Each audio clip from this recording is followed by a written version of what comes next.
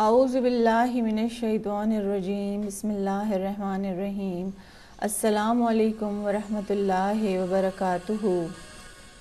حضرت عمر رضی اللہ تعالیٰ عنہ رات کو پہرہ داری کر رہے تھے کہ ایک گھر سے بچے کے رونے کی آواز آئی تو جا کر اس کی ماں کو بچے کا خیال کرنے کے لیے کہا۔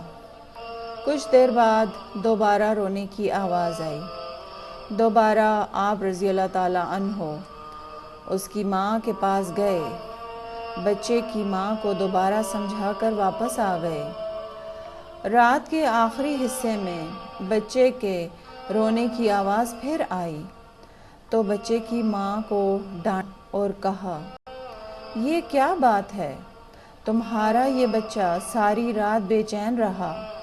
ماں نے جواب دیا، میں بچے کو دودھ چھڑانے کی مشق کر رہی ہوں مگر بچہ ہی نہیں مانتا اور دودھ مانگتا ہے۔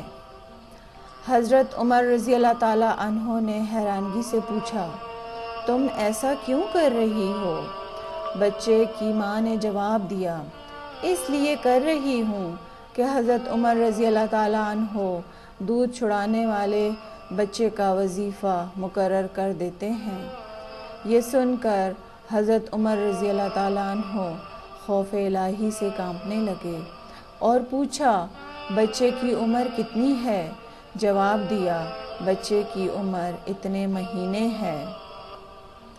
حضرت عمر رضی اللہ تعالیٰ عنہ نے بچے کی ماں کو ڈانٹا اور کہا، تو اس بچے کا دودھ جلدی نہ چھڑا۔ اس کے بعد حضرت عمر رضی اللہ تعالیٰ عنہ نے فجر کی نماز پڑھائی تو حالت نماز میں خوف الہی طاری تھا۔ نماز کے بعد مسلمانوں کے ہاں پیدا ہونے والے ہر بچے کے لیے وظیفے کا حکم جاری کیا۔ سبحان اللہ، ماشاء اللہ۔ اللہ پاکستان کی پاک سرزمین کے لیے بھی کوئی ایسے حکمران بھیج دے جو کہ اس پاک دھرتی کو مدینہ کی ریاست بنا دیں اور ہر ضرورت مند کی ضرورت پوری ہو سکے۔